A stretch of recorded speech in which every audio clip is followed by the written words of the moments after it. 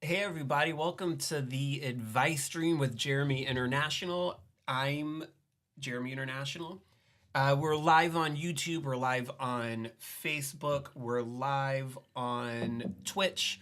If you are out there on one of those platforms, please use the chat to say hi. It'd be nice to hear from everyone. Oh my goodness, something's happening, something's happening. Jeremy International. What am I doing wrong? We're live on YouTube. We're live on. I fixed it. It was Facebook's fault. Okay, so we're back. We're live on Facebook. We're live on YouTube. We're live on Twitch. We're live at JeremyInternational.com. I have a cat here that's trying to climb on my lap.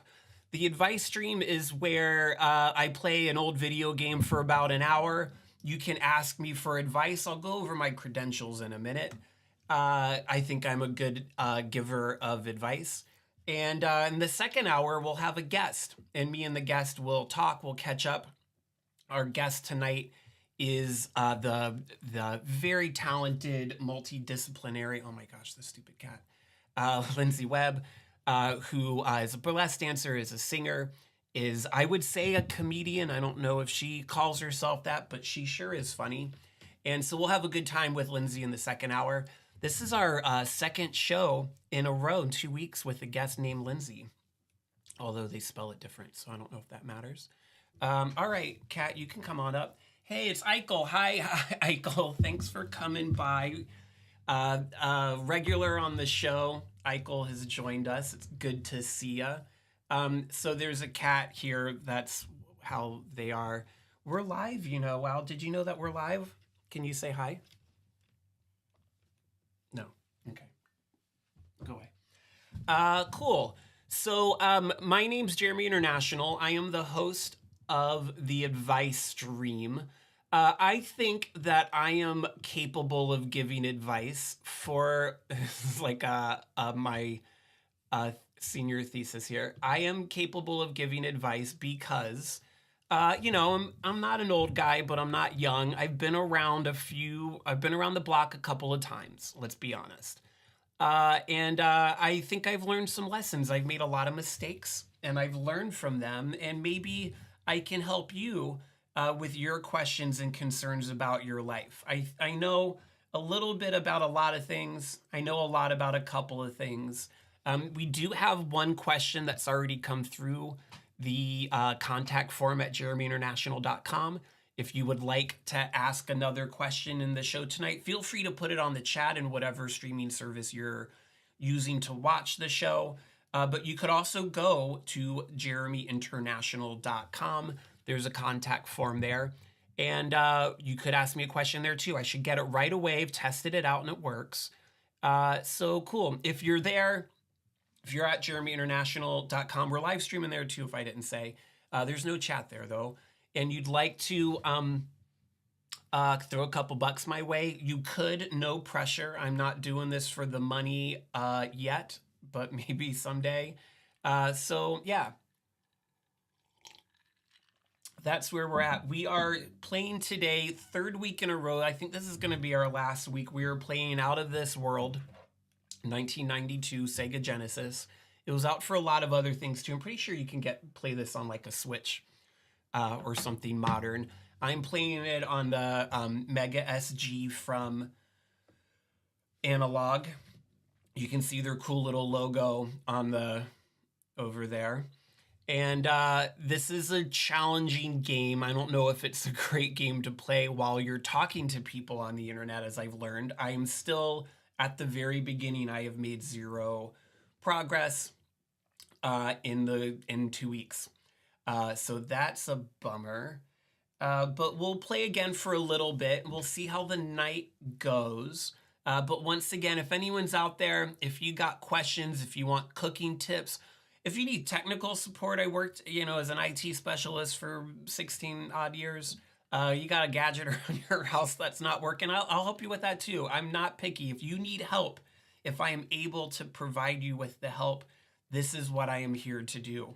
Need someone to walk you through resetting your password? Whatever, man, I'm here. I am here. I'm drinking tonight a little bit of bourbon. This is High West. and it's good. It's good. It's definitely quality for the price. I think it's a good deal if you see one at your local store. I was at Costco a few days ago, and at least the Costco in the District of Columbia sells booze, so they have like their Kirkland brand, like the Costco store brand of all of the kinds of booze that there are. And I almost bought a bottle. I think I saw that they had bourbon, but I was there for other things. So I did not. I did not purchase. I did not purchase the store brand bourbon from Costco, but I've heard it's good. I'd like to try it out someday. Maybe next time I go, we can do that. Um, let's see. Who do we have? Who do we have? OMG Fred Undead is here. Good to see you. Good to see you, OMG. Welcome back to the stream. And Eichel, as always. I think Eichel's been at almost every show that I've ever done. I know OMG Fred Undead has. Question to consider for the night while we're playing around tonight. Here's a good question I like to ask people. What's the scariest movie you ever saw? That's a good one. I think that's a good question to ask. That'll kind of start the discussion. Maybe we can ease into the heavy stuff as the night progresses. I'm just looking to see. We got no one on Facebook. That's cool. We got a couple folks on Twitch. That seems to be where the party's at always.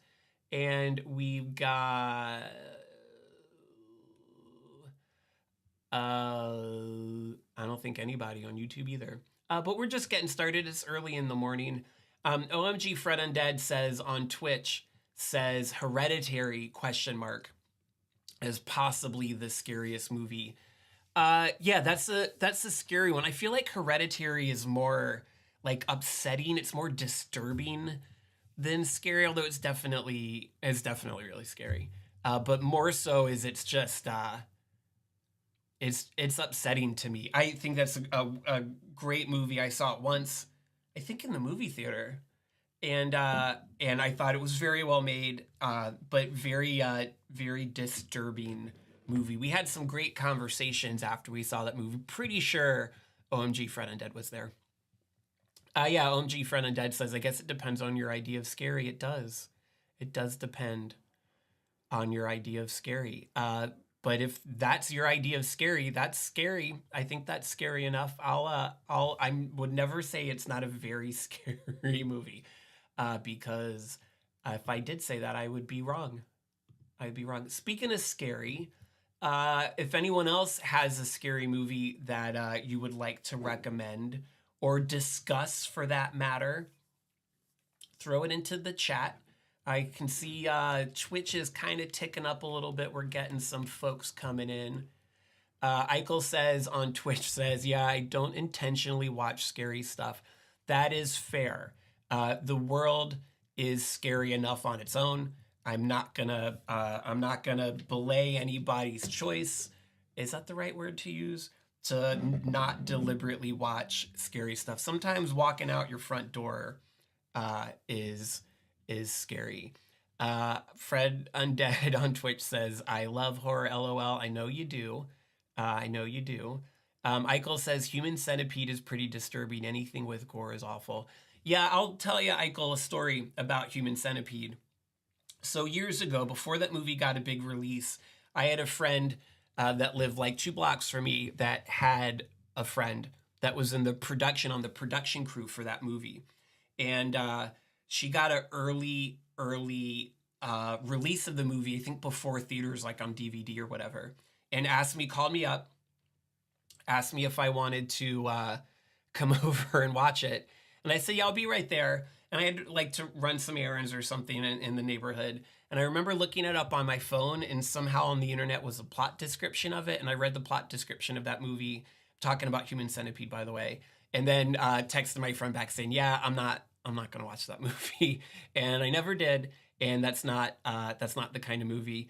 OMG Fred Undead says, ugh, I hate torture. We can say porn, right? That's the word you mean there. There's 2 asterisks in there. And Lolo McGrath is here. Lolo's on Facebook. Lolo says The Thing It was The Thing. The Thing is my favorite horror movie, for sure. 1982, The Thing. If you haven't seen that one, even if you don't like horror movies, it's very scary. It's also kind of upsetting at times, but it's also just a good movie. It's good storytelling. It's good characters. Good to see you, Lolo. I'm so glad. I'm so glad you're here. It's been so long. I'm not sure because everyone's on different platforms. So I'll just say, Lolo, that OMG Fred Undead is on Twitch, and she says, "Hi, Lolo!" exclamation point. Because I'm not sure that you can see that one since I believe you're on Facebook. I'm getting all the chats from all over the place here in one place because I have the technology. I have the technology for that. Is that where Lolo is, or is Lolo on the tubes? Lolo's on YouTube. I see now. I see now. Okay, red is YouTube. Purple is Twitch. Good to know. Haven't started playing the game yet because I kind of don't want to be honest. I love this game. It's beautiful, but I'm doing so bad at it that I'm just kind of stalling at this point. OMG Fred Undead says one of the best horror movies is the original Wicker Man. I agree with that too. I would say The Thing is number one for me, and the original Wicker Man is number two. Keep in mind, if you haven't seen those movies, that there is a prequel to The Thing that is also just called The Thing. They have the exact same title. You would never know if you didn't. That came out in, I think, 2011. Also, pretty good. You should watch the original The Thing first. And The Wicker Man had a remake, I want to say, in the early 2000s with Nicolas Cage that I've never seen. I heard it's not very good. I haven't really made time to see that. But the original Wicker Man with Christopher Lee is also just a great movie, and it's like a musical almost. It's like a musical horror movie, and who could ask for more than that? There, inside me are two wolves. On one end is musicals, and on the other end is horror movies, and The Wicker Man does both. Lolo goes, I got in trouble at a game night where we played the board game The Thing because I sabotaged in favor of The Thing. I was not The Thing.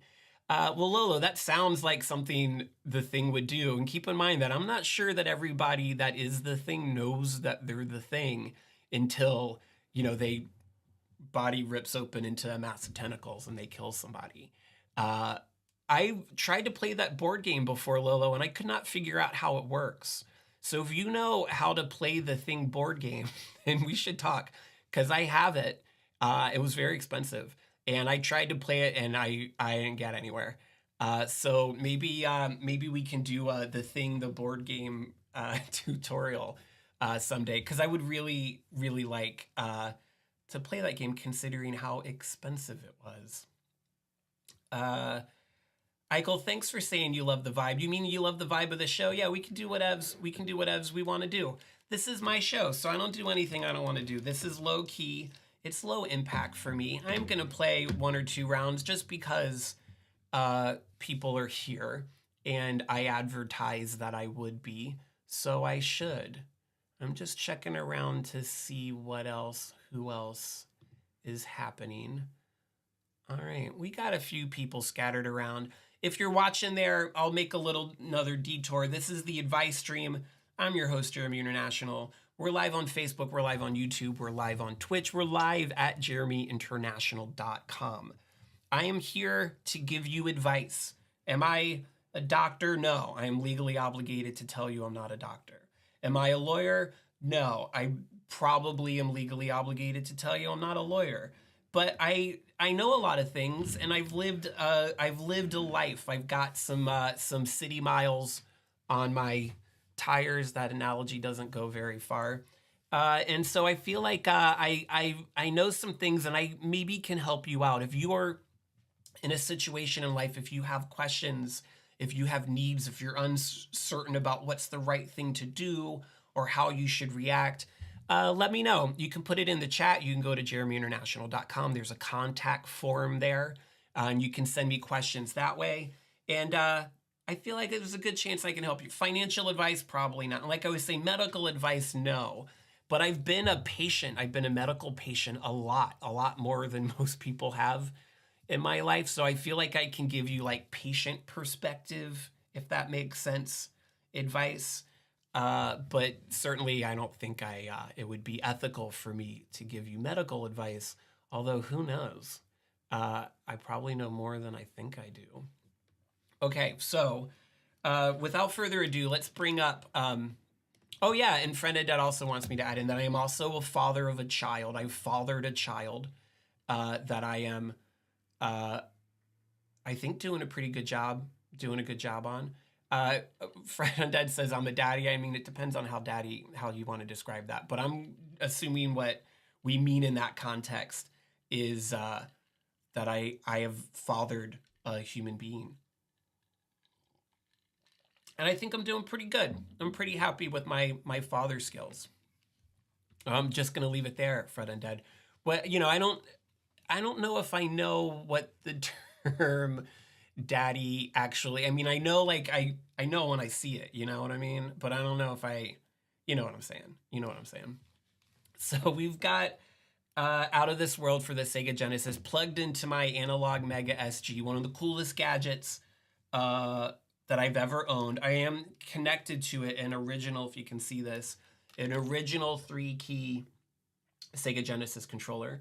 So the great thing about analog is you can use your original controller with it if you want to. One of the pieces of advice I've given before, and I'll give it now, is if you're gonna go live, wire everything in. Go wired when you can. I have a really great wireless controller that'll work with this. I'm sure it would be fine, but I like to minimize the potential points of failure for a live stream. Why make it more stressful than it needs to be? I got one of these because I got everything.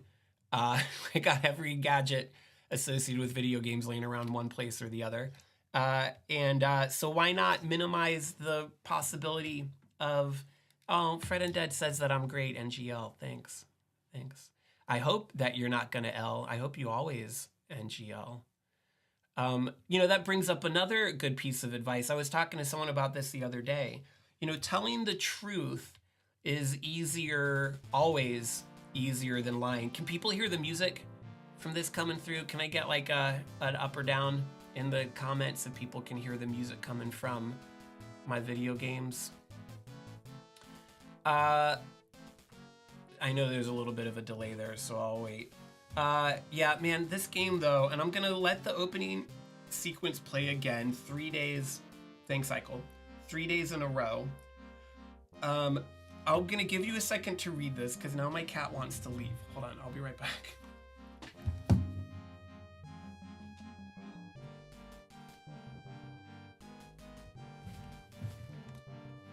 Okay, I don't read text from video games out loud. If you want to read that at home, lower the volume. How about, is that helping? Oh, low volume, maybe it's too low. Well, I'm gonna leave it low because I want to talk. If you wanted to read that text, you can pause and rewind. You have the ability to do that, and then you can read it on your own. But I'm sure that most of the people out there know how to read, and I'm not gonna read it for you. But just check this out. I've done this 2 weeks previously in a row, but I just think the opening of this game's so great. It's so great. It's so of a time, Should I increase the volume a little bit? I can do that. You're gonna see all my controls here.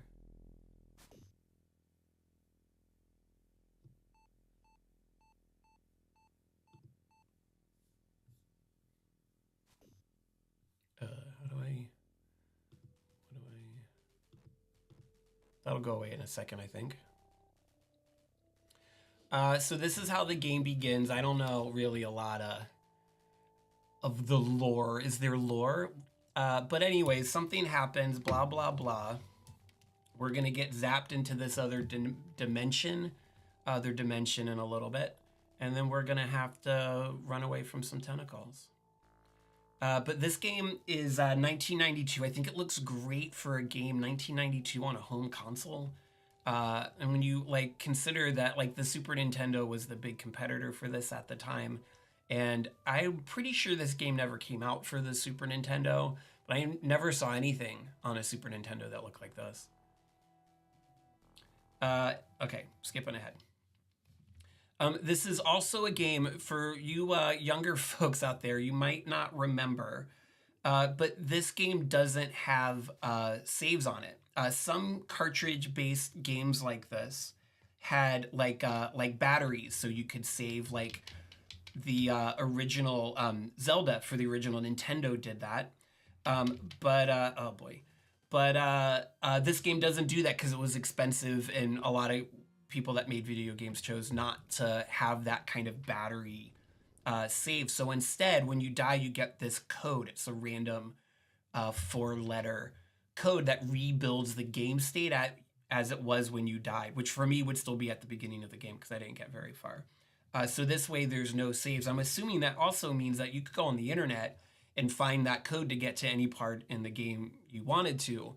But that sounds like it's cheating to me, so I'm not going to do that. We're just going to keep playing until we get it right, which if this week is anything like the last 2 weeks, will be not within the time frame that we have. While I'm doing this, though, I'll go ahead and just remind everyone again that if you would like to seek advice from me, Jeremy International, you can put it right in the chat. We're live on YouTube, Facebook, and Twitch. Or you can go to JeremyInternational.com. And how did that come back? You could go to JeremyInternational.com and what was I going to say? And use the contact form. I got distracted. Why is this here? These little graphics on the top, they weren't there before, right? I don't know what's happening. Let me blah, blah, blah, blah, blah. I'm going to reorganize here a little bit to see. Yeah, look, those little graphics at the top and the bottom. There's a little Twitter bird and there's the Facebook F. But why? They weren't there before. What did I do? What did I do to get them to appear? And how do I get them to go away? I don't think I want to mess with... Oh, wait. There we go. Nailed it. Okay. We'll go again. We're just going to do this a bunch. You can see this game, you die a lot, but then you learn, and it keeps you back in the action fast. So I'm going to hopefully not talk a whole lot here and kick this. At some point, I remember very clearly that I'm going to have to run back over all of these little tentacle guys fast. And that's going to be stressful. But why should I be stressed about that now? I haven't gotten that far. There'll be plenty of time to stress about that later. I can see that we got some folks coming into the old Twitch feed. So you can see me doing real bad at this game, because I do. If anyone would like, I have an extensive old video game collection. If anyone would like to see me do terribly at another game, starting next week, feel free to throw that into the chat. Lolo's back. Logging onto Twitch is impossible. I did not remember the password. Yeah, I mean, Eichel says that those tentacle things have killed me 7 times. I think I've died way more than 7 times by those guys during the live stream for sure. Thanks for joining us, Lolo, over on the Twitch. It's up to you. You know, you can watch wherever you want to watch. We're on Facebook. We're on Facebook. We're on YouTube. Let's take a second, everyone. And here, I'm going to be real with you guys for a minute. I am real low energy today. I've been struggling all day long. Haven't slept great the last few days, and I got some health problems, which means I'm sometimes very tired. And that's one of the days that I'm having today. I took a long nap. I do all the things to get my energy up. I had a cup of coffee. I listened to some of the Pointer Sisters, and that usually gets me up, and that got me going a bit. I think that's why I'm able to be sitting up and talking right now. But I'm low energy, but that's okay. That's that's how I am. That's where I'm at in the world right now. Maybe it'll change someday where I don't get these low energy bouts, but maybe it won't. And either way, it's cool because I have a support system, and I'm working on, and I think generally becoming successful on being at peace with that, because this is where I'm at these days. And we talk a lot on the advice stream about meeting other people where they're at, but let me tell you, you got to meet yourself where you're at too, and that's not always easy to do. It's certainly not easy for me, but I'm working on it. And so we're just going to be chill tonight. I want to do the show. We're going to do it. We're going to go all the way until 11. And we have our special guest in the second hour that we definitely want to hang out with. Hanging out with people is one of those ways, that I can kind of get some spoons back. So, maybe that'll jazz me up a little bit.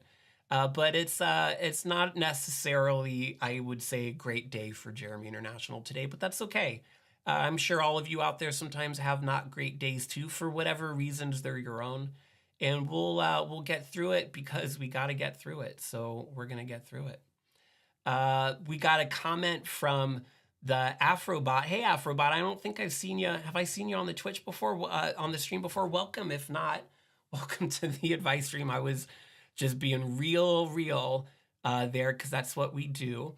The Afrobot says, I remember renting this with my cousin for the Genesis. Oh, that's a good story. That makes me happy. Wasn't anything like it at the time. I agree. I still don't think there's a lot of games like this that ever existed, except for games that are made by this specific developer. We used to play stuff like Toe Jam and Earl and Streets of Rage 2. I got Streets of Rage 2. That's what I'm going to do, Afrobot. Next week, Streets of Rage 2 is what we're playing. And that's a game that doesn't require a lot of focus, so I can talk to you and still play the game. I was thinking maybe Tetris. I have the original Tetris for the Famicom, which is a little different. The music is very different than the music we got on Tetris here in the States. But Streets of Rage 2 is a great game. I'll do that. The Afrobot, I never had a Sega Genesis as a kid. We were a Nintendo family through and through. And like I was saying, I'm pretty sure, I don't want to say this certainly, but I'm almost positive that this game, Out of This World, never came out for the Super Nintendo, for the SNES, as it were. But now I'm a grown-up. I'm in my mid-40s. I previously had a job, although I don't at the moment. So I've been able to spend lots of money, especially pre-having a child, on video games. So I got all the video games I ever wanted right now. This game that I'm playing is a Sega Genesis cartridge from 1992, but I'm playing it on a Mega SG from Analog, which is a relatively new piece of technology that lets you play old games, but in a very modern way. Eichel, I appreciate you appreciating the realness. That's the one thing we're always going to do on the advice stream, for better or for worse, is be real. Everybody's got a struggle. Mine is mine. And I spent a lot of time, talking about how, well, other people had it worse, so I'm not that bad. Certainly other people have had it worse. There's the guy in the universe that no one has had it worse than that person. He died pretty fast. So I think we can always say that there's someone else that had it worse than us, but that doesn't mean that we don't struggle. It doesn't mean you don't get to struggle. That doesn't mean you can't face your struggle just because somebody else had it worse. I spent a lot of time doing that one, and didn't really address or face kind of what I got going on. And I wish I had figured that out sooner. That's a relatively recent discovery for me in my mental health journey, is coming to terms with the fact that just because someone else had it worse, someone else has always had it worse, doesn't mean that I don't get to have a hard time every once in a while. And I do, and it's okay. That's just the luck of the draw. If you're out there, 7 people that are watching right now, and you're having a hard time, it's okay to have a hard time. Don't let yourself not have a hard time. That's not fair to you. If there's something you can do to make it less of a hard time, you should try to do it. But sometimes you can't. That's where I'm at right now. I'm doing everything. I've done everything I can to be a healthier person, and I'm as healthy as I get, I think, right now, and that's cool. Nothing I got going on is going to kill me tomorrow, or the week or the month, or probably many years afterwards. So I'm hanging in, and I'm doing okay. Speaking of dying tomorrow, let's do another. Let's try this again. Let's see if I can at least get far enough. You see that little gargoyle guy? He's going to meet me at the end of this level, and I got to run all the way back to escape him. I remember that much. And that's going to be hard because of the leap. I did that one, okay.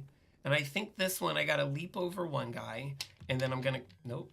I was going to try to kick the other one, and it didn't work out. Didn't work out for me. That's cool.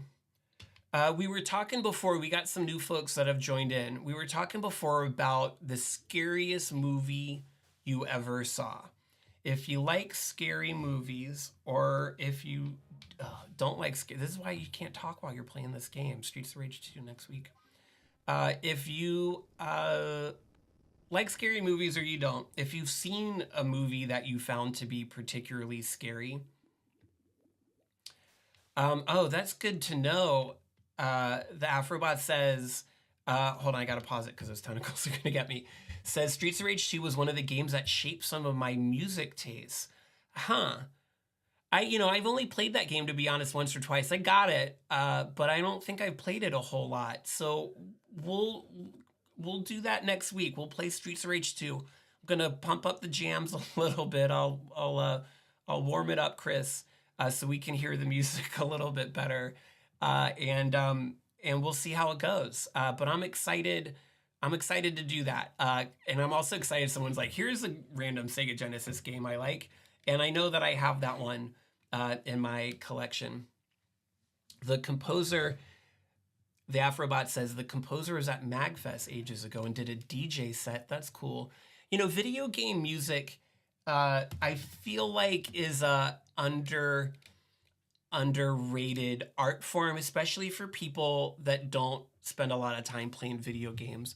I have a pretty significant vinyl collection, and I got really into, over the last few years, buying video game soundtracks on vinyl, because it's great. For me personally, I would maybe not, but almost certainly I would say my favorite video game of all time is Link to the Past, the Zelda game for the Super Nintendo. And I have the soundtrack to that on vinyl, and it's so good. And it does such a good job. Like, that game is so cinematic, and it's so moody. And there are times when it's bright and heroic, and there's times where it's kind of like oppressive and gloomy. And that soundtrack is so perfect for those shifts in your mood. And listening to the soundtrack just on its own is great. I love that. I'm quite positive that that soundtrack to that streams on most streaming services. I know I've seen it in Apple Music before. If you've never heard the soundtrack to Link to the Past, first off, if you never played A Link to the Past, you should. It's pretty easy to get these days. It's part of the Super Nintendo streaming thing that they have for the Super Nintendo. When you do like the Switch Online or whatever, you get it. It's such a good game. Considering like the technological limitations, at the time, it's so cinematic, and it's such a big story. I love that game. Lolo says on Twitch, I worked at the merch table for Square Enix FF concert. I didn't know that. And those were really some nerdy nerds. There were so many CDs. Yeah, the market for video game soundtracks, especially games like Square Enix and Final Fantasy, those are nerds for sure. But what are we doing? It's 2023, and if we can't embrace the truest version of ourselves, whatever that version may be, as long as the true version of yourself isn't a fascist, then what are we doing? What's the point of society if we can't be ourselves? The world's burning down around us, and you should be you. You should do you, uh, anytime you can, unless you is a fascist, and then you should, I don't know, jump in the river or something.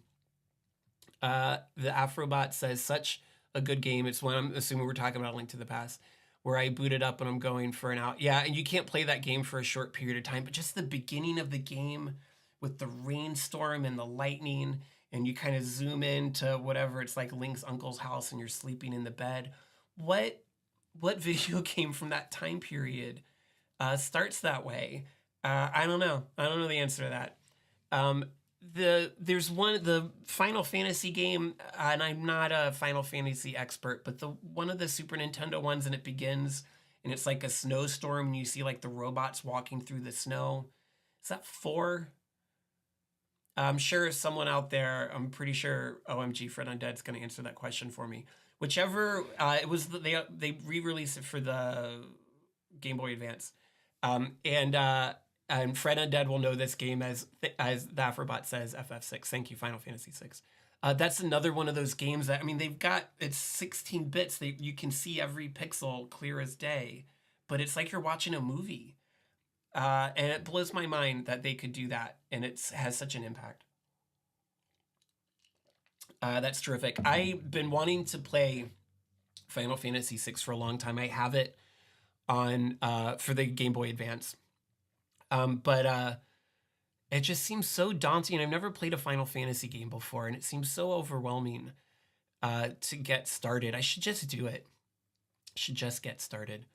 What am I waiting for? You know, there's another bit of advice you're always going to get from your old friend Jeremy International here is don't wait till you're ready. If you want to do something, you know, get a little prepared, give yourself a date, and then, but that date is what ready means. Don't wait till you're ready, then you're going to be waiting forever.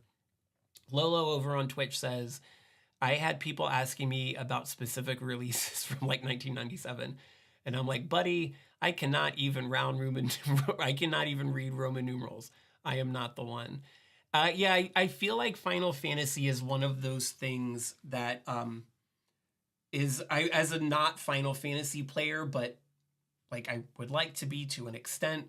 I have lots of people I'm very close and dear to in my life that are very into Final Fantasy, but it seems hard to get into it because all of those games seem huge and complicated. And for me, I know this isn't how Final Fantasy works, but I see Final Fantasy 6. I'm like, I haven't played 1 through 5 yet, so I can't start on 6. I got to go back to 1. I get it. I know this is just the 6th game called Final Fantasy. It's got nothing, or at least very little, to do with the previous ones. But that's how it be sometimes. Lolo goes, I like 10 because of the Twink Titus. Yeah, I think I watched Fred Undead play 10 maybe. The Afrobot says that 6 is a fantastic start, quite honestly. Pretty streamlined, not so open worldish. I don't know. Well, you tell me, Final Fantasy experts out there, is that the kind of game I could play on this and then talk to people and connect and relate to people too? Because I could do that. I could play it 2 hours a week until I'm done. I think it would take a while, but I'm cool with that. But I don't know if I want to make sure I'm dedicating my attention to it. I would have to play the Game Boy Advance version, which I think I've heard is better than playing the American Super Nintendo version. The the Afrobot says either that or just go with Chrono Trigger. So the Afrobot, if you heard me, maybe you haven't. I'm only playing original physical cartridges, game hardware that I have, not the consoles because I'm using an analog here. But I would love to be able to afford Chrono Trigger for the Super Nintendo. It is one of the most expensive games for the Super Nintendo. And I don't have that in my collection, and I don't think I got Scratch laying around to get it right now. Maybe someday I will. That's a game, regardless of whether I wanted to play it or not. I have it for the DS, so I could play it on the DS, but streaming this way through a Nintendo DS is a little complicated. But Yeah, Chrono Trigger for the Super Nintendo would be a nice addition to my collection, but I think I'm going to be needing to get a sponsorship or something for this before I can afford to do that. All right, we're going to try this one more time. I'm also, just so everyone knows, I'm going to take a break at 10 till because we want to bring in our special guest. Yeah, the Afrobot says streaming the DS is a doozy, but it's a great version. There used to be a hardware mod you could do to a DS so you could output it through, I think, like micro HDMI or something, and into a computer. But that hardware mod isn't manufactured anymore for obvious reasons. And getting like a already modded in that particular way, DS is also insanely expensive. You see them on eBay every once in a while, but they're hundreds and hundreds and hundreds of dollars just because if you want to stream a DS in the way that I'm streaming my Mega SG here, you'd have to have something like that. There are some software like hacks to DSs that'll let you stream it over like Wi-Fi into your computer, but I ain't about that life right now.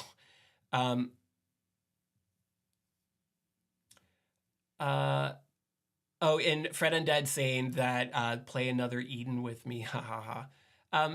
Yeah, I'm still figuring this out. This is only my 5th show, and I'm figuring out what kind of games to play. I'm excited to do Streets of Rage 2 next week. I think that'll be a fun one. Does anyone we haven't really been doing a lot of advice-y stuff. We're talking games, which is always cool. I can always talk video games. I know that I've got one question that's come through the contact form at JeremyInternational.com. We'll be doing that soon. In the next hour when our special guest comes on, we'll be discussing that together. But I just wanted to take a minute. I guess this is good to do like a call sign reminder. This is the advice stream with Jeremy International. I'm a very low energy. I got like 2 spoons I'm rubbing together. Jeremy International today. We're all doing our best. We're live on YouTube. We're live on Facebook. We're live on Twitch. This is the stream where me, your host, play old video games for about an hour. Second hour, we're going to have a guest. At any time in that 2-hour window, you can seek advice from me, Jeremy International, or our special guest, just in the chat if you're on one of those 3 services, Facebook, YouTube, Twitch. You can just throw a question if you have one there. If you'd rather kind of keep it more anonymous, then you can go to JeremyInternational.com, and there's a contact form there. Also at JeremyInternational.com are links if you feel so inclined to tip. I'm just taking tips right now. Then you could do it there too. Certainly you don't need to. But you could, and maybe if I get a lot of tips, guys, I could buy Chrono Trigger for like $600 for the Super Nintendo, and then we could play it together someday. Now, I do have, OMG Fred Undead, going to your question, I do have Chrono Cross for the PlayStation, and I do have the ability, I haven't tried it, but I think I know how to get my original PlayStation to work in my rig here. I'm a technological genius. So I could also do a live stream. Although let me tell you, if I was going to live stream a game from the PlayStation, I think I have the original Silent Hill on the PlayStation. I think that is probably the most valuable game in my collection. And that'd be fun. Maybe I'll do that one day soon, I'll just do like a one-off hour, the first hour of Silent Hill on the original PlayStation. On the stream. That'd be fun. I love the idea of horror video games. I like to watch other people play them because it's like watching a horror movie, and I like horror movies, but playing them myself is a lot for me to handle. That's a lot of stress. Everyone's playing the Dead Space remake. I remember playing maybe I got 10 minutes into the original Dead Space, and gave up because it was too intense for me personally. All right, we're gonna do one more. Fred Undead says Silent Hill. Silent Hills. That's a different game, right? That's like a sequel or something. The Afrobot says, I remember the Chrono Cross crossover event on Another Eden. I didn't get too far though. That at that point, the Afrobot, you lost me because I don't know. I didn't know that they could do that kind of thing. Chrono Cross crossover. It's fun to say for sure. Let's give Out of This World one last try. This is the last time we'll be playing this on the stream for the foreseeable future. Because next week we're gonna do Streets of Rage 2, also for the Sega Genesis, so I don't have to unplug anything. But wish me luck this time. I'm gonna do it for real. I'm gonna beat no. Okay, that didn't count. That didn't count. I'm gonna do it one more time. One more.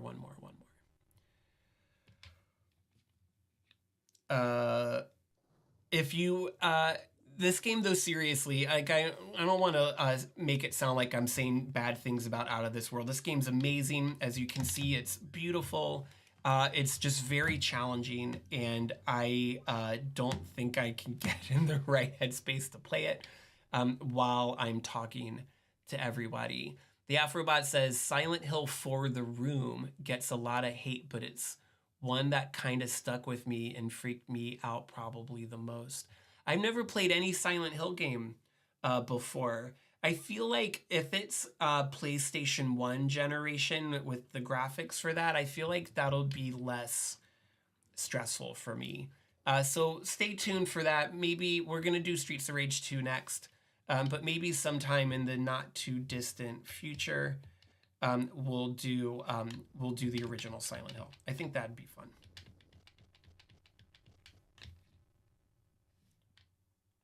And then, should I just kick them all? What if I just kick them all? In that way, nope. For OMG, Fred Undead says, The Room is scary. Do you mean the movie The Room? Because that movie's not scary at all. I don't know if anyone's seen that. You know, that's like one of those cult classic movies. I saw it. I've seen it. Leap. Okay, I give up. That's it for Out of This World, everybody. We won't be playing that. I'll play it on my own, and I'll let you know how I do with it, like when I can get in the zone. When I can get into the zone. Yeah, OMG, Fred and Dead. I know. Silent Hill, the Afrobot was talking about it before. One of the Silent Hills is. I would say probably the two. I don't have a lot of really rare or super valuable games, but the two games I paid the most amount of money for, which was years ago, is like I was saying, Silent Hill for the PlayStation. And if you know or don't know this about PlayStation games, that if a game was really successful, they'd release it with a green label, like Greatest Hits. And those aren't always as in demand in the collector's market as the black label ones are. So I have a original complete Silent Hill black label, and then I also have, and we were gonna play this on the stream a while ago. I had some technical difficulties and it didn't work. But I also have a very, very complete box copy of Metroid 2 for the Game Boy. And that's also, I also didn't spend a small amount of money on that back when I had a job. The Afrobot says, I still want to play through Flashback. Yeah, I haven't played Flashback, and I might be wrong, but I think there's an actual direct sequel to Out of This World that was released for the Sega CD, which I don't have. I have a couple Sega CD games. I don't have a way of playing them because I don't have a Sega CD. But there's a couple, you know, like Bram Stoker's Dracula. When that movie came out, they released a video game to tie into that movie on every system that was available at the time, and they're all different and they're all terrible. But a few years ago, I wanted to have every version for a home console of Bram Stoker's Dracula, and I do. I got them all.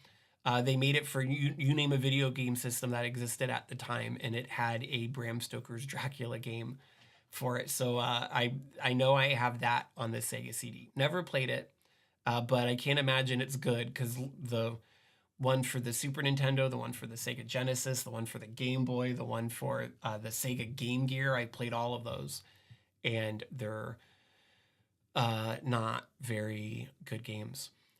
So that's a good point. Is I have some weird, obscure stuff. So like I was saying, if there's an old game you want to see somebody be terrible at, let me know. On that note, we're gonna take a break. When we come back, about 10 minutes. So if you need to, use the banyo, go for it. You don't need my permission to do that, of course.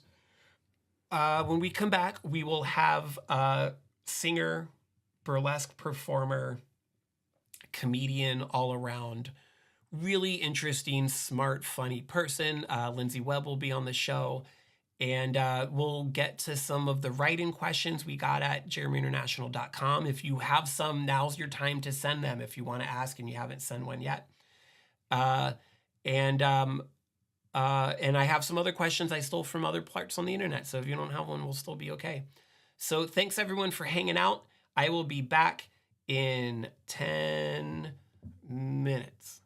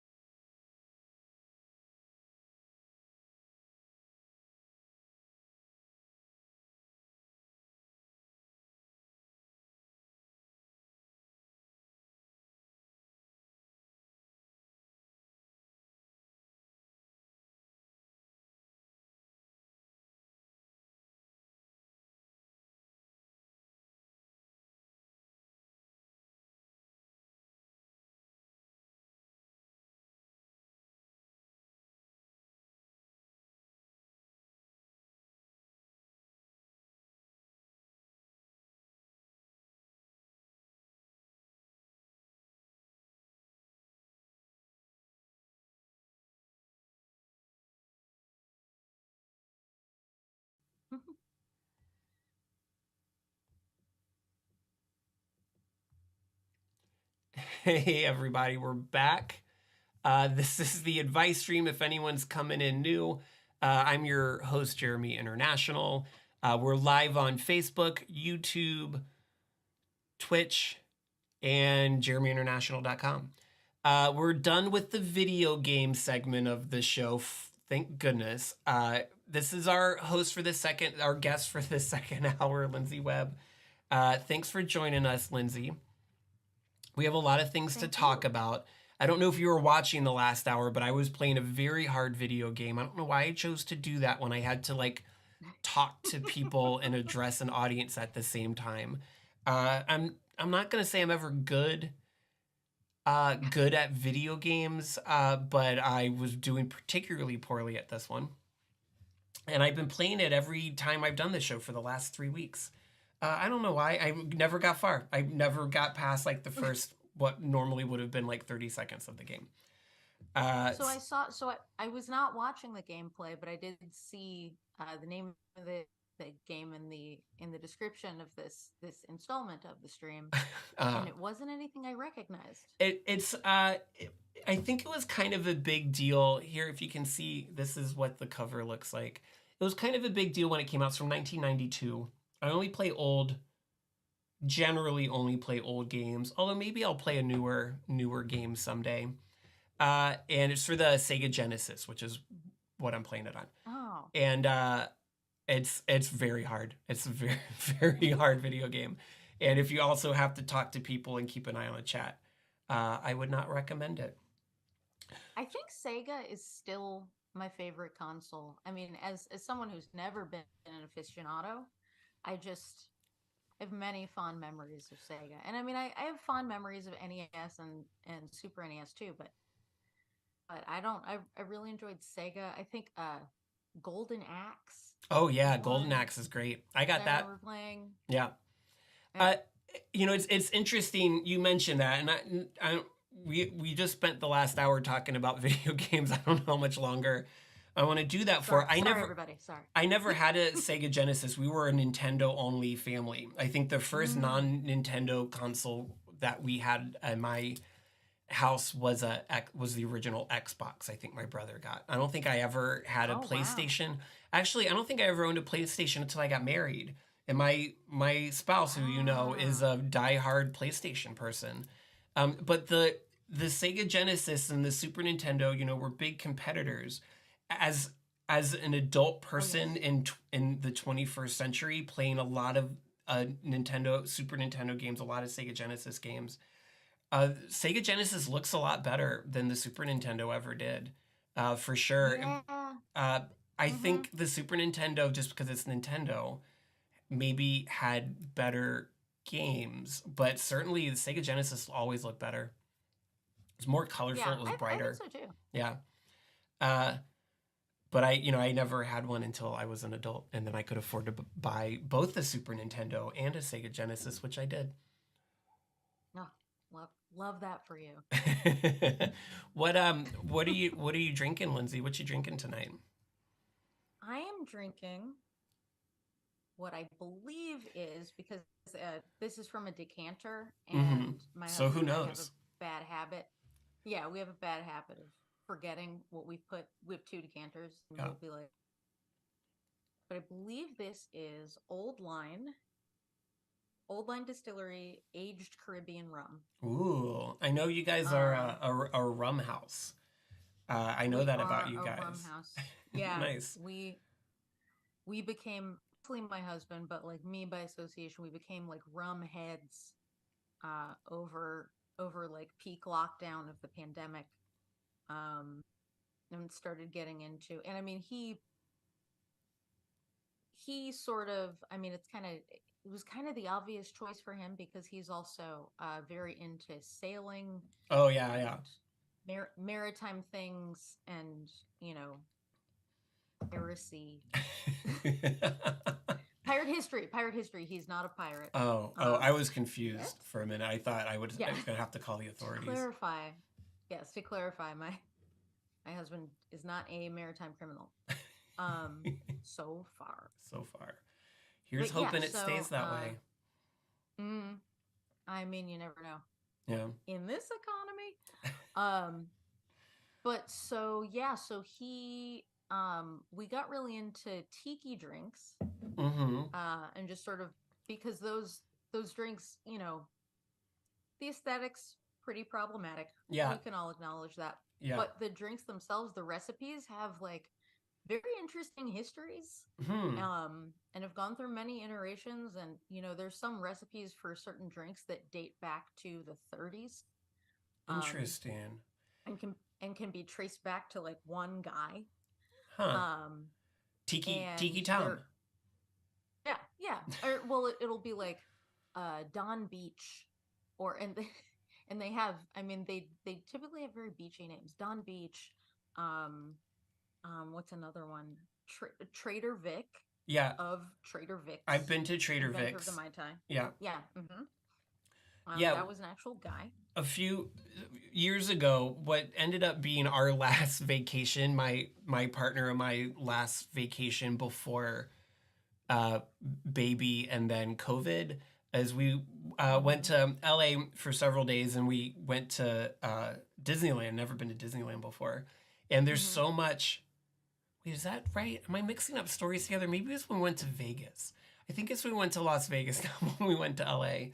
But anyways, we got like all like gobbled up into this like tiki scene. Yeah, in Vegas. And Okay. we also went to LA Should we? and did lots of tiki stuff there too. And we got all like jazzed up, and like on the plane ride back, we're like, we're Mm-hmm. gonna get totally tiki. And we're gonna have like tiki parties. And we started thinking about it, and we're like, oh yeah, that's kind of cultural Yeah, yeah. appropriation. So we It maybe we're not gonna do that. it's giving exoticism. It's giving or orientalist Yeah, yeah. phases of the Hasn't of the aged early well. 20th century, Yeah. like so much stuff. um but I will say, again, I'm not really like part of that scene. I'm sort of on the periphery of it, but my husband's gotten pretty into it. Like, his bachelor party before we got married was just he took himself to a tiki convention in Atlanta. um That's great. That's great. and yeah, yeah, and he said, there's a there's a lot of acknowledgement of there's a lot of people who are like, yeah, we know the roots of all of this Yeah, yeah. are really not great. And I mean, you can call it whatever. You can think of it as a meaningful gesture, but he said, there were folks that were, collecting money for like typhoon and monsoon relief in Southeast All right. Asia, That's okay. That's helpful at and things least. like that. Yeah. Like, there are at least individuals within that whole scene that sort of take it upon themselves to be like, we probably owe it to Yeah, these yeah. folks To the people whose to do some culture sort of reparative uh reparative oh boy. gesture. Um wow. That's kind of cool. I respect that at least. Um Yeah, but I mean, there's no getting around it. It's yeah, there's no getting around it. Okay, so I have a question that came hmm from our website. This is an advice seeking question that I have very strong feelings about, but we can oh, discuss together. okay. Um, and I believe is likely the person that wrote this is in our live streaming audience. Because, like I said, this is the question that came through the Okay. contact form at JeremyInternational.com. And once again, we're currently live on Facebook, YouTube, and Twitch, as well as JeremyInternational.com. If you would like to seek advice from me, Jeremy International, or our guest, Lyndsay Webb, then send a question in.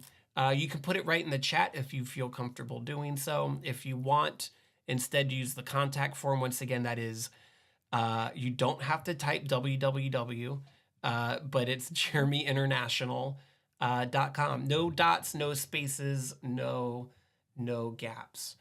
Here is our question. I'm going to say that this All came right. from a person named No. We'll go ahead and call that person this because the email address they used is no@no.com, Nice. which is cool. That means I can't Reach out to them for marketing reasons. Okay. Here's the Hey, question. whatever. I consider myself a full-grown ass adult, but with one caveat. I cannot cook to save my life. I've never had much interest in it before, but now I'm realizing that I look utterly helpless compared to a lot of my peers. Everything on YouTube and TikTok seems to assume I already have a working knowledge of what I'm doing, but the whole process to cook a full meal seems crazy daunting by this point. What do I even start with? Do you Ooh, cook? Are you a cooker? Are you I a home am a chef? cooker. A home chef is Yes, probably a better yes. term than cooker now that I say it out loud. I am, yeah, I'm the resident meal preparer hmm of our household. We split a little bit. I'd say I do most, especially now that I don't have a job, so I'm essentially a house husband. That I do most of the cooking. What maybe a good way to answer Nono's question is if this is maybe putting you on the spot to ask a complicated question, but like Mhm. what was your journey like? If you feel like you're a competent home chef, I do, and it seems like you do too, then what was your Uh-huh. journey like? What's your origin story? How'd you get started? I would say that when I moved out of my parents' house at hmm the tender age of 31, um, I'm sorry, I don't mean to. I'm laughing at your delivery for no, that. oh no, that was fully meant to be a laugh Uh track. huh. Once I finally got an adult job and could afford to live on my own, hmm Very um, exciting. and I moved to my one bedroom apartment in Washington D.C.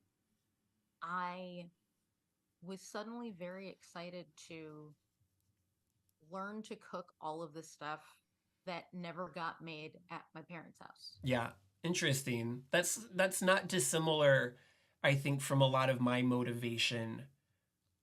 Yeah, Also, that's part of it at least. yeah, hmm and I mean, I've also, like, since its existence, have been pretty interested in cooking competition shows and Food Network and Uh all huh. of that. Yeah. And so, um, I was interested in the fancy stuff, but I was also just interested in, like, oh my God, I live alone. I can make crab cakes, like, right now. yeah. Like, I don't have to, and that's not to say we never had crab cakes at my house. I'm a Marylander, so we obviously did, hmm but it was like, it was a very seasonal special occasion food. But I was like, no, no, no, I don't need to have, I I want them don't all have the to eat time. pork chops, or yeah, or, like, chicken and egg noodles. I can make crab cakes. I just Whatever gotta, you like, want. look up how to make crab cakes. Yeah. Yeah. Um, and so I guess I think I ended up on Pinterest. Just like, that's kind of always been my primary use of Pinterest, Hmm. was just like typing in. I would go down rabbit holes of, like, I'd type in, like, crab cake recipe easy, Yeah, yeah. um and then, Or like another way to like um code like a search for easy recipes is weeknight. I do that a lot. If I'm yep, looking for something yep. easy, I'll be like, Mhm. this is kind of what I want to make, or this is what I got like in my refrigerator. I'm gonna Google Yeah, that and add in the word weeknight, and that's kind of coded for like this is right. easy. Right. And so that was, like, the second thing, was once I started doing my own grocery shopping. Yeah, I'm real bad at grocery shopping. Like, I impulse buy yeah, everything. me It's too, always me too. like, there's that meme that says, whenever you go to buy snacks for a road trip, it should always look like a 9-year-old was given $100. Um, and that's what my grocery hauls look like. yeah, Like, I come home and I'll have, a 6 pack of Dr. Pepper, and a head of romaine lettuce, and some ground bison. because And it then was I'll just be like, cool, and you're like, what what? do I do with Yeah. this? I'll figure it out when I get I'm home. like, it was a protein. It was on sale. Yeah, And then you're just like, what? Yeah. So then I moved to just Googling ingredients. yeah. Like, you go, I don't know, is chicken is roast chicken and carrots a thing? Like, could I do that in one pan? Um, and then, when I wanted to be lazy about it, and I had a crock pot that like my mom gifted me as I was moving out, so I Yeah. was looking up crock pot meals. My crock pot is And also a gift from my mom. Mm-hmm. yep. And and that's and like once you start looking up a singular appliance is when you get all the listicles, like Yeah. crock pot meals, cast Yeah. iron skillet meals, sheet pan meals. um and so that, I would say, I I was like, or when it occurred to me, oh, this is a lot of this is very easy, actually, Yeah. especially with those kind of like one and done Yeah. appliances. Like, oh, I can make 3 pounds of pulled pork and eat for a week, and ta-da. Yeah. I I agree with that, and I think my I'll talk in a minute about my journey. I think to becoming like a competent home cook, but I think a lot of the things you said ring true. I guess for me, like a lot of cooking, like a lot of other things in life, is about confidence. And sometimes Mm-hmm. you got to just take a chance, and maybe the thing you cook turns out to not taste great and you power through and eat it anyways because you made it. Or sometimes it means the thing Yeah. you make ends up being not edible at all and you have to throw it away and order a pizza. But it's one of those things, I've said this on the advice stream a bunch of times before. Confidence is like sleeping. You No one gets into Mm-hmm. bed and goes to sleep immediately. You Mm-hmm. pretend to sleep. You lay down and you close your eyes and you lay still. And eventually you're really sleeping. And then when you wake up the next morning, you don't remember when you stopped Yeah. pretending and when you started to sleep. Confidence is the same way. Mm-hmm. You need to act like you're confident for a little bit and then eventually Mm-hmm. you just are. And I think that cooking Yeah. should follow that too. You got to take chances. You got to experiment a little bit. There's nothing wrong with finding a recipe and just literally following it step by step. I'm at the I point. would say Oh, to go ahead. I'm sorry. Sorry, I would say to that, find good source material. Yeah, very important. There's a lot of trash on Pinterest, on Mm-hmm. TikTok, I'm sure, uh, on YouTube. You know, people posting videos of, oh, this is how I made a roast chicken in a slow cooker in 20 minutes. Yeah, and it's Literally just nonsense. impossible. Yeah, check your And it's sources. just heavily doctored video. Yeah, so I would say invest in a few hard copy cookbooks, Yeah. or or I mean, find PDFs of something. I will recommend one. um Salt, Fat, Acid, Heat, Mm-hmm. I which was saw that also a show. Netflix series. Yeah, great Yep. show. Love that show. Yep. It's a great show, and it is also an excellent cookbook because it's more about uh kind of a working theory of cooking Yeah. and elements that you can combine and ratios. There's an entire page that is a table of how much salt to use in a thing Oh wow. See, based I on never type of add enough salt because I have a lot of heart disease in my family, and when I was yeah, younger, yeah, like I mean, that's what it's doctors said about heart disease is don't eat mm-hmm, any salt. So I feel like mm-hmm, I mm-hmm. grew up in a low sodium Low sodium house. household, yeah. And that's another good point you brought up, Lindsay, because that's the second thing I was gonna say is pretend fake confidence, find a couple recipes that you like that work for you, Mm-hmm. get really good at making those, and then the next step is then you're starting to become like a jazz musician and you can start to improvise Yep. and mix things out. Maybe I've always made this stir fry with I don't know, tofu and zucchini, but now I'm gonna make it with like I don't know, chicken breasts or whatever. And you can start to kind of riff off of stuff. I think Mm-hmm. that's a good one too. Mm-hmm. Yeah, Eichel. We neglected the chat for a little bit. Let's go back a little bit. Oh, yeah, yeah, yeah. Eichel says that they were like that with French toast. I feel like French toast Mm-hmm. is a good starting point because it's not literally Mm-hmm. heating something up. There's ingredients and there are different ways to make French toast that might be Yep. better or worse. I think that's a good starting point for sure. Fred Undead Mm-hmm. says Smitten Kitchen is my go-to. I will say, since we're talking about sources for recipes, I'm going to list one. It is not free. You have to pay for it. It's not a lot of money, though. It's like $40 a year, and it always is perfect, is America's Test Kitchen. America's Test Kitchen Mm. is also a really great PBS show. You can watch it on PBS. I think they have older episodes on Amazon Prime. But they don't just tell you this is what to make, but they tell you why they make the choices when they put together a Mm-hmm. recipe. And that's Yep. been really Yep. instrumental and helpful for me as I got into like the improvisational phase of cooking, as I start to Mm-hmm. understand like concepts. Eichel's asking, says that they have a question for the floor. Go ahead, Eichel. The floor is always open, especially for you, but really You for have the anyone that floor. has a question. You have the floor. Now, I will say, while we're waiting for Eichel's question to come through, there's about a half a minute to a minute delay from when you and I, Lyndsay, hear each other talking to when the audience actually gets it. So it might take a second for Eichel's message to come through.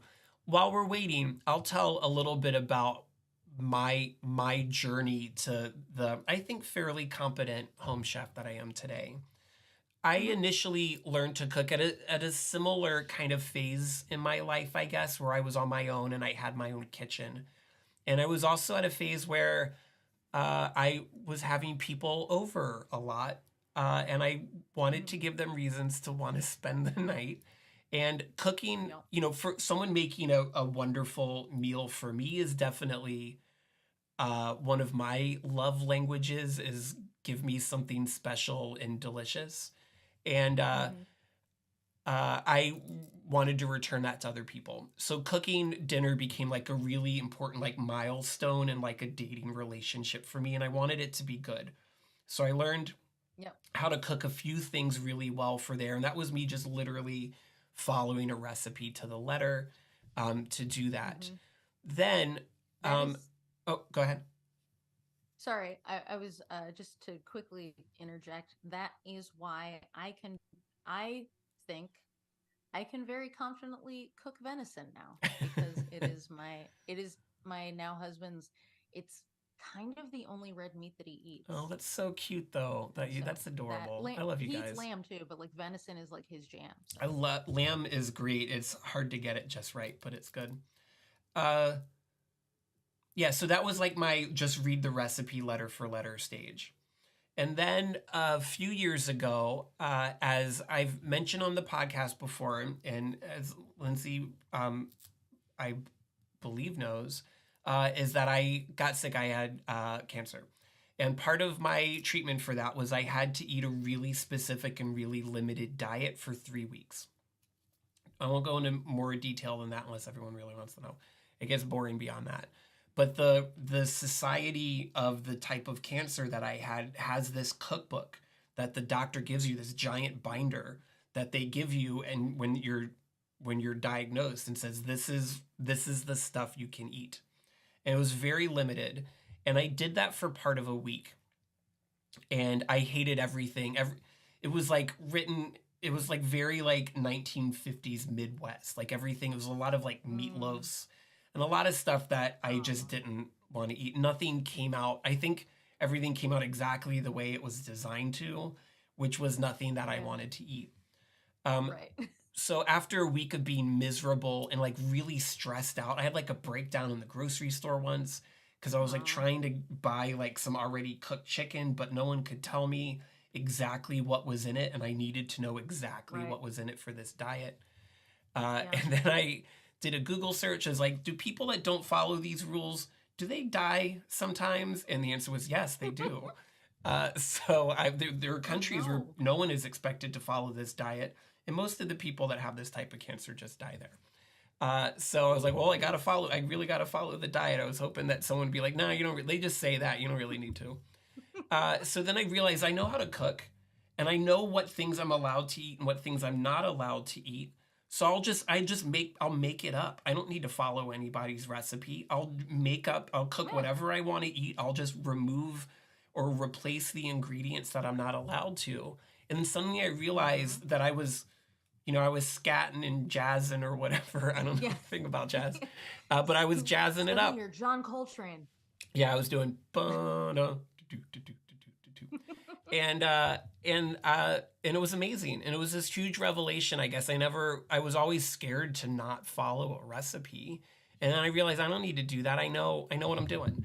And that was kind of the beginning. I still look at a lot of recipes, and America's Test Kitchen is like a weekly thing for me. Mm-hmm. Bon Appetit also, but everything in Bon Appetit, I'll tell you, is almost always going to be at least a little complicated. But at least Yeah. it's a good starting off point, and I can make up whatever I want to do, and it's great. Mm-hmm. Couple other chats coming in. Lolo says ADHD pizza night means buying a bunch of crust and trying out a bunch of different cooking techniques on a smaller, lower risk scale. That's brilliant. I love that, Lolo. Nice. So even if you I'm just gonna say it. Even if you fuck up, we try not to swear on the advice stream. I don't think I mentioned that before, but whatever.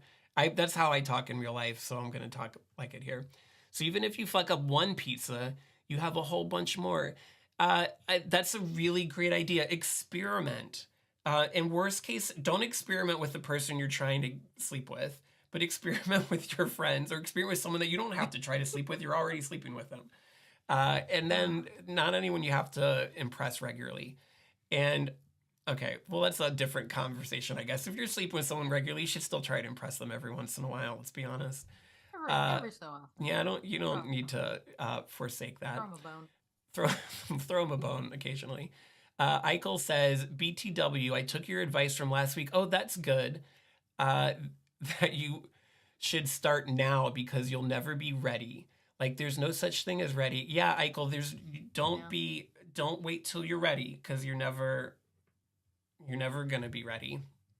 At least if it's something that's important. Thanks for the follow up, Eichel. I really appreciate it.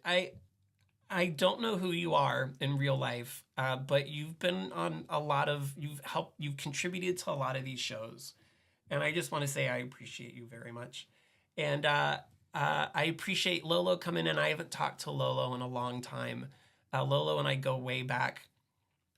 I've cooked a few meals for Lolo over the years, and it's so good to hear from you too. Yeah, I guess so. Well, we're all Lolo helped me move into the apartment where I honed my cooking skills. wow. So hi. What a small, beautiful world we're all so lucky to live in. Thanks, Eichel. I'm glad if I feel like if I can keep doing a stream that Eichel likes, then I think I got it made. I think that's a good goal for me to have. Cool. Okay.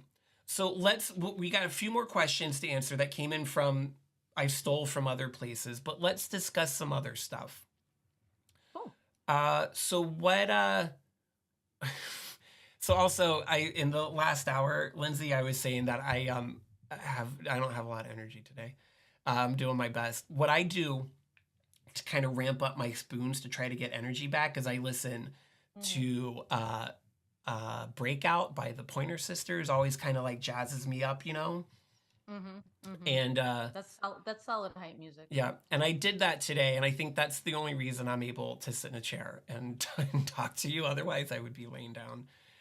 But sometimes that happens. So, did you bring? I gave you an assignment. Did you bring something to show and tell? Something that makes you happy? I did. Okay.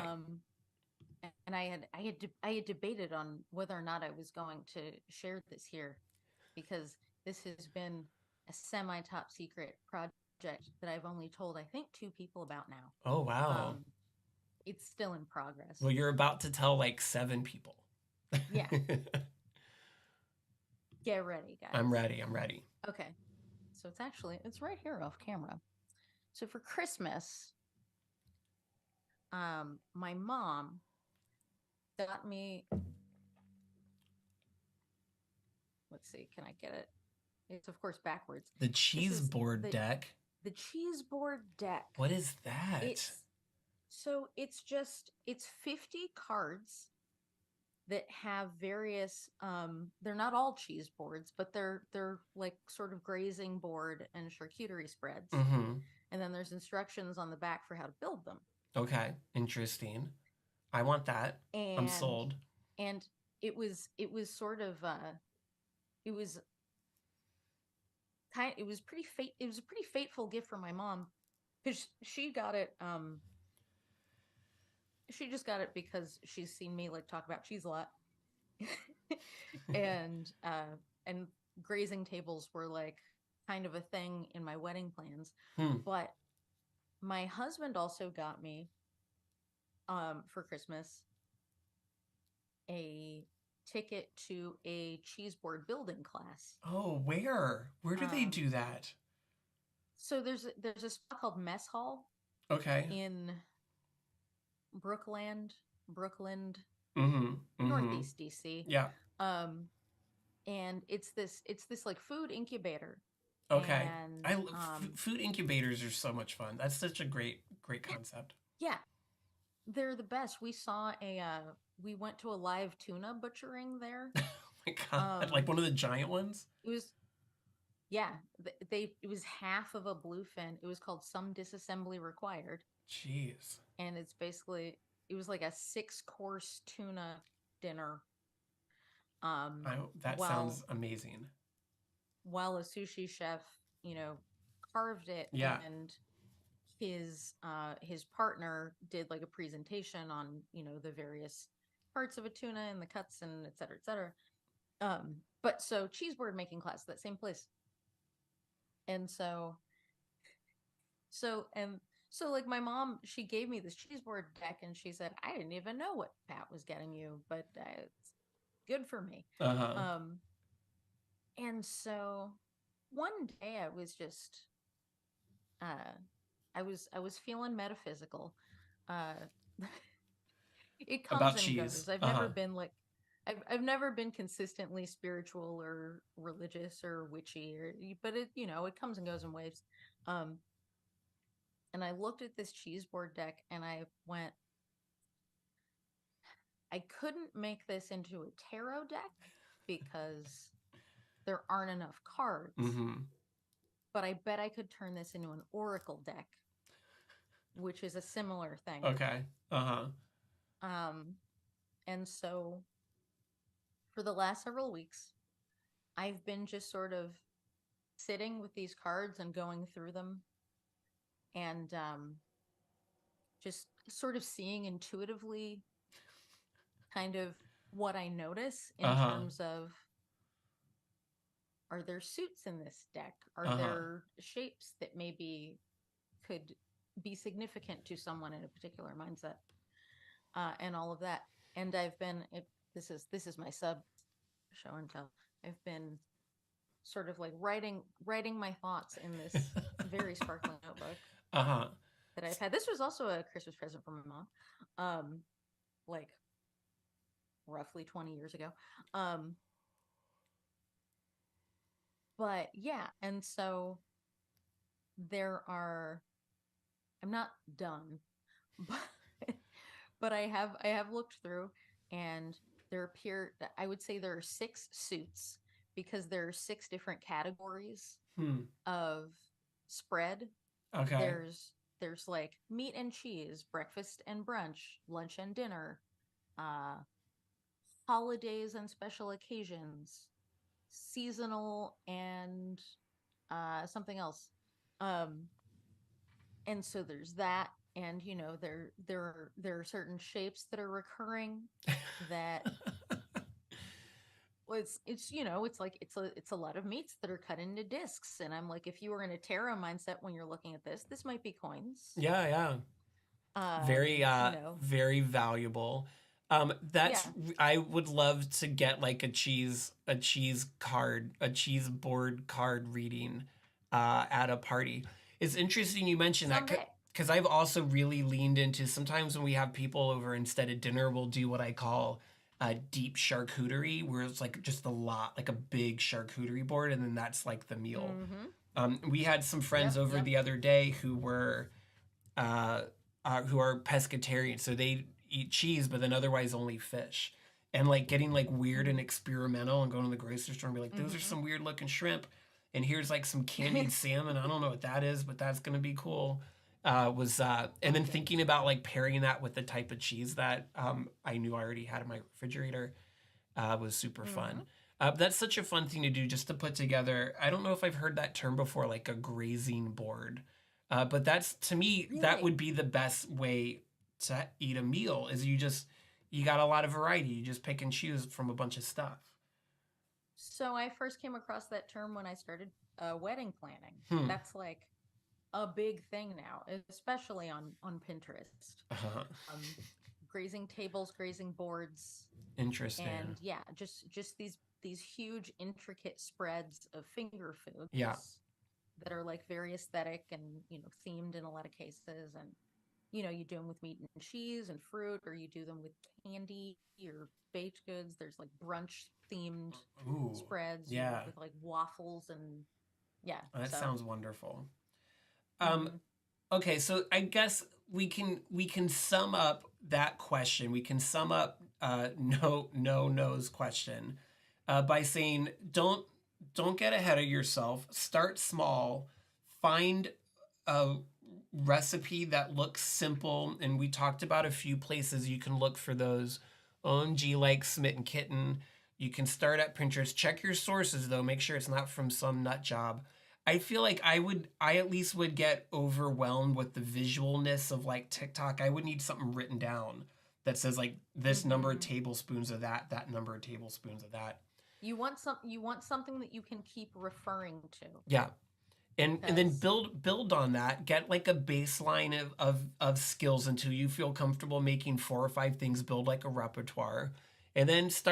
start to jazz it out, start to riff and see what happens. And don't be afraid to have a disaster and maybe start like what Lola was saying, start small scale so that your Mhm. risk of wasting money and going hungry is low. I Yep. never thought about that. I would just be like, Yeah, I'm going to buy a whole start turkey cooking and see what cheaply happens. first. Yep. Yeah, hope it's No. good. Cool. We got a question in the comments from Eichel. Eichel keeps this show afloat, man, let me tell you. Eichel Thank you, says, Michael. um, question is, this is a relationship question. Oh. What is a what is a relationship to you guys when you're single and inexperienced in dating? Because I'd say after my first and only one, my view on relationships made a whole 180 from idealistic love to well, people are different from me and might have different values even if they enjoy me. Yeah, I think what Eichel's question is what is a how would we define a relationship, like a romantic relationship to someone that Hmm. maybe doesn't have a lot of experience? That's a tricky Hmm. one for sure. I would start, I guess, by saying that people this is going to sound like Mr. Rogers new age nonsense, but it's really true that everybody is unique and special. And every Hmm. when whenever you hear someone say if everyone's special, no one's special, but everyone's special in a different way. I really believe that. And so the nature of your relationship with the person, I think, has a lot to do with how that person is unique and special and how their uniqueness and specialness kind of connects to and sometimes butts up against your own. I That's would add to that, um, there is no uh speaking let's see, I'm on year 7 now, headed into year 8 of my current relationship, now marriage. Um, there's no sort of there's no iris swipe moment mm-hmm. on a on a romantic relationship. There's really no and they lived happily ever after moment, because no person and therefore no relationship stays completely static Yeah. at at the point that you agree to be together. Yeah. I agree with And that too. And I think like a long term commitment, whether it's marriage or something else, is really a commitment to change and evolve together. because I Yeah. agree with that. Relationships aren't just unique. Person A and person B in a relationship are Mm-hmm. going to have a different relationship than person B and person C. But also, person Yep. A and person B are going to have a different relationship today than they would 10 years ago Mm-hmm. or 3 years in the future. That Yeah. the one thing for certain is that people change, and sometimes people change to the point where they don't want to be together anymore. That's why they Right. invented Yeah. breakups or divorces or whatever. Mm-hmm. Right. It's like, people evolve into different people, and sometimes those different evolutions, Yeah. not to put it in too Pokemon-ish terms, but like, No, that's allowed here. That's allowed here. You can Pokemon hard if you want but to. it's just like, yeah, it's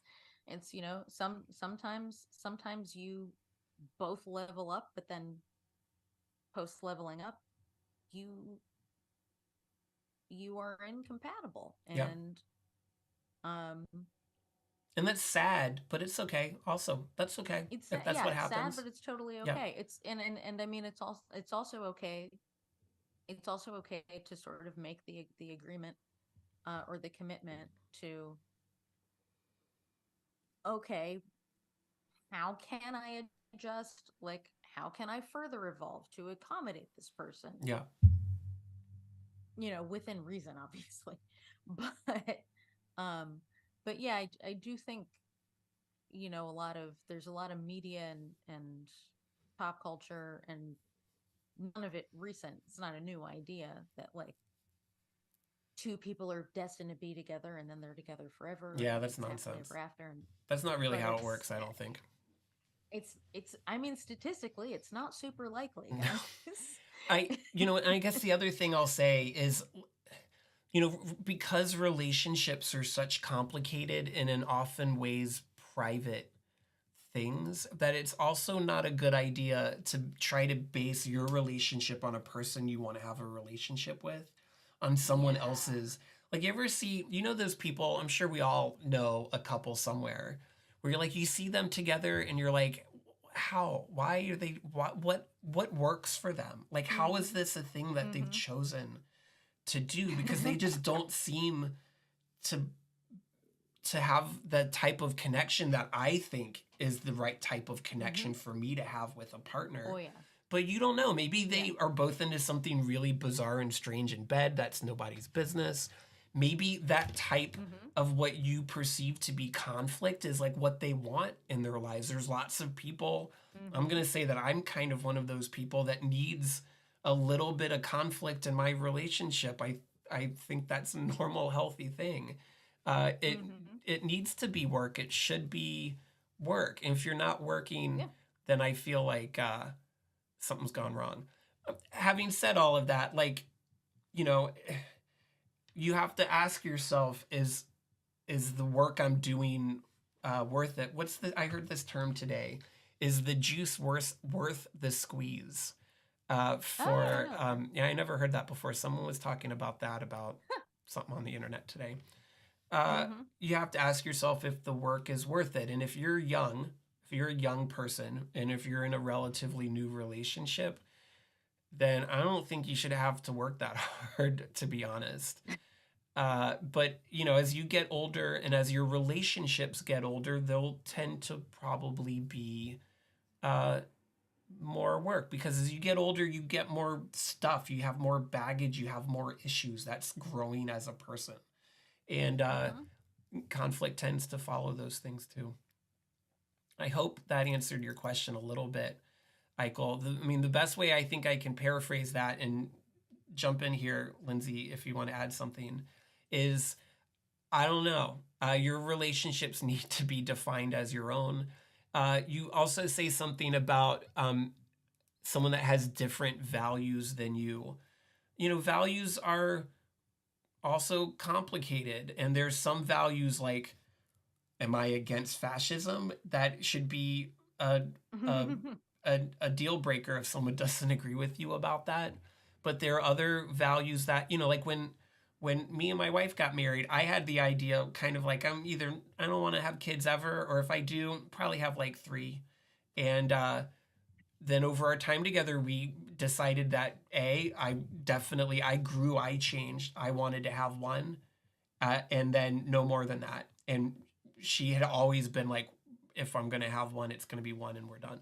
And we both kind of aligned together over the time, but we started out having really different values in that way. My wife and I come from very, in some ways similar, but in some ways fundamentally different cultures, and there have been a couple sticking points in that. But that's normal. That's healthy. That's how you can't marry a clone of yourself. If you could, your life would be really easy, but that's not how it works. Yep.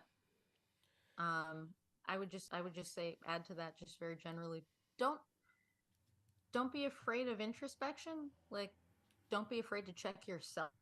Oh yeah, Um, that's because I mean, for me, and I mean, this is, I don't, I would never state this as a universal truth, but for me, a romantic relationship is constant self-reflection yeah, of me being like, okay, well, I mean, am I the idiot?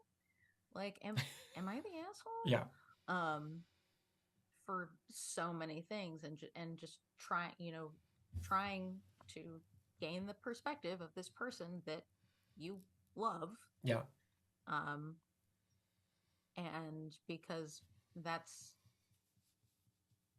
that's like part of, I mean, it's it's a fork in the road for some people. It's like, oh, do I, you know we're at this point of conflict. I love this person very much. Is this changing my feelings about them, or is yeah, this making me want to change for them? Um, and I mean, it could be yes, could be no. yeah, Again, it's it's all, sorry to keep swearing, but it's a constant cycle of fucking around and finding out. yeah. I agree with all of that too. Yeah. Eichel adds in a couple other things here. My first relationship, my partner had casually mentioned kids, and my partner said, "Oh no, I'd never have kids." And I absolutely would love kids. I felt really awkward and didn't know what to say or how to address it. Uh, it didn't help that I was stoned. Well, No, so that's, never does. yeah, that opens up a couple other suggestions I have. First off, having serious conversations with your partner when you're in some way altered, I would advise against that. It's always important, I Yeah. think, if you're going to have a serious conversation, make sure that everyone is well rested, has eaten recently. You don't want to have serious conversations. What we do in this house is we say, "Hey, I'd like to have a serious conversation with you. Are you ready to do that now? And if not, we can wait and do it later today." I think that's uh, a really good way to treat things, is just get it out of the way. Hey, we're going to have a complicated conversation now. I would like to, let me know when you're ready to do it. Why mess around, especially when you're committed, you're married, I'm married, like that. There's who's got time to goof Yeah. around that way. To me, Eichel, the thing about you're with a partner that's like never kids, and you're like, I want to have kids. Uh, People change over time in shocking and unexpected ways, but don't count on them to. And when someone tells you who they are, I think it's a good idea to listen. And that's the thing, there's no middle ground between kid and no kid. So that might Yeah. be the kind of thing to end a relationship over. That I would also say that conversation and that outcome, uh, to me at least, is extremely context dependent. Yeah. Um, because I don't know your ages. I don't know how long you had been together. And Eichel's added in that it Um, wasn't a serious relationship, it was just a few months. yeah, yeah. So there's a lot of things that people just say. If I mean, Yes. you Eichel just admitted that you were stoned for this conversation. Was this other person also stoned Oh, or drunk or altered that's a in good some other point. way? Mm-hmm. Uh it's That's a sort of thing where, if that's an issue that's important to you and it's a relationship that's 3 months young, um if you otherwise like the person a whole lot, come back to it in 3 more months. Yeah. Come back to it 3 months after that. Yeah. That like kids are a complicated thing. Kids and childhood and parenthood, and it's a thing that a lot of people, especially people who are able to bear children, vacillate on quite a bit Yeah. over the course of their lives. I personally never really have, but just me. Um, your mileage may vary. Uh-huh. Um, and so I would wager that that answer in that context, in that moment, does not have the weight necessarily that it could have in another 3 months, another 6 months. Yeah. And like when you're young and having these huge like life differences, I feel like that's kind of acceptable. You're growing as people, you have time, probably, hopefully. Oh, yeah. But then, when you're in your mid 30s and you want to have a kid and you're with someone that doesn't, is when I think that a lot of that would change as well. Yeah. But, you can count on people changing, but don't get with someone expecting them to change in a specific way that you want them to. I had lots of partners over the years where I said, I don't want to have kids. I never want to have kids. And I meant it very much when I said that. But then, I got really sick, and that changes your perspective on a lot of things. And that changed my perspective on kids. And then after that, I really wanted to have a kid, and now we do, and it's great. And I'm happy every day, most of the time, except when she punches me in the face. That we have a kid. But I'm happy even then. That's not true. So yeah, it's complicated. The best thing I can tell you is don't look to other people's relationships for a model of your own, because no one is you and no one is your partner, and your relationship is going to be specific to you. And if you have these big values-based differences, you have to make a decision about what you're willing to compromise on. And I would hope that no one in that situation ever compromises on what they think is really important to them. Sometimes it's better to be alone. True. Sometimes. Cool. We're getting close to running out of time. I think we did good. We got 2 questions from the audience. I have others prepared that I'll save for another day. They were good questions. Yeah. I'm hungry now talking about food. Right? I might go finish the poached cod that I made earlier this evening. Ooh. I don't have any. I'll say that. Okay. Very very easy thing to cook, poached fish. You're just making a broth in a pan, and then you're sitting fish in it and covering the pan, and the broth cooks the fish and flavors the fish. I don't do that a lot. I do poached eggs every once in a while. I don't know if I ever did poached fish.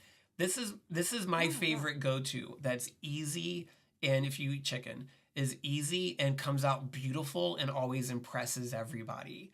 You need a cast iron skillet for this. But you get a whole chicken, not parts, whole chicken. You got to pull out the little bag of guts in its cavity, which is never fun. Day before you're going to cook it, get a bowl of with salt and pepper and whatever herbs, thyme or whatever that you like, and rub it all over the chicken. Day before you're going to cook it, rub it all in, get like under the skin, which is also gross. Cover it with this salt, pepper, herb mix, mostly salt. Put it in your refrigerator uncovered overnight. Next day, give it about, it's going to take about an hour to cook. Melt half a stick of unsalted butter. Cast iron skillet, garlic, like whole heads of garlic, cut them in half, set them cut side down, couple lemons. Then you put the chicken on top, pour the half a stick of unsalted butter all over it, get one of those little brushes so it's all covered. Bake it for like an hour, and it's It comes out and it's like you were in a restaurant. It looks so beautiful, and it's super easy. The only thing that's hard about that is you got to cut up the chicken afterwards, and I don't know how to do that. Oh And it's man. always a Uh-oh. disaster. Well, see, that's why uh cooking question person, just Google the term spatchcock. Oh yeah, and you Do can that. buy those at Wegmans, pre-spatchcocked chickens. Lola's Such a first off, cute I word. know that Lolo isn't gonna want to eat a whole chicken, and Yeah, secondly, yeah. Sorry, Lolo. Lola's talking about pulling the bag of guts out from inside the chicken and says lube it up, and you have to spank it twice. Uh, I mean, usually you don't have to put your He whole hand in doesn't. there. You can just kind of pick it out with your fingertips. It's not that intimate, Lolo. Yeah, I get you wouldn't know because you don't you would never buy a whole dead bird at the grocery store, which I respect. Uh, Yeah, but yeah. anyways, that's always perfect. It's super easy and it's very impressive. Okay, we got time for one last comment. We got one from Eichel and one from Lolo. Eichel says, just as an FYI, I decided I was going to ask the girl. So I'll bring you up to speed on this later, Lyndsay. But Eichel asked a very important and intimate question about relationships last week that we Oh, talked okay. about at length. So this is a follow up to that.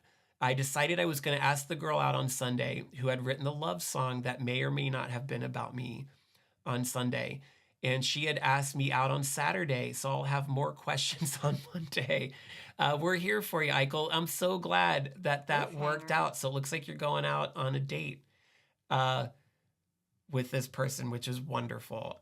You've already gone a little bit further than a date, if I remember the story right from last week. But you know, it's never too late to have a first date. Is what I say. I just made that up. And Lolo says that it sounded like we were being very intimate with the chicken. Well, I mean, the chicken ended up inside my body, so I mean, who was being more intimate there? I mean, there's a little intimacy in preparing a whole bird. Yeah, I mean, it's weird. I it is acknowledge, but weird. I do buy I go and buy like the fancy, like not factory farm chickens when I do this. Uh, mm, I don't know if that's helpful for anybody. it probably is on some level. All right, Uh, I think I just lost my last spoon for the day. So thanks, Lyndsay. it's gone though. Do you have any shows coming up you want to plug? I do actually. So let's see what's coming up. Um, I will be co-producing with my fellow burlesque producer Delilah Dentata. Mm-hmm. We'll be co-producing uh, Noble Asses, a burlesque tribute to the periodic table. Oh my gosh, brilliant. Uh, yeah, we're very excited. On April 21st at the Beer Baron Tavern in DC on the Okay. cellar stage. So if anyone is familiar with that venue, the weird basement stage. Mm-hmm. We're calling it for now the basement of the Science Building. So we're doing that, and then I'm going to be performing with Delilah Dentata and my other burlesque partner in crime, Ginger Jameson, at the Richmond Burlesque Festival on March 31st. And that's in Richmond. That's the whole yeah.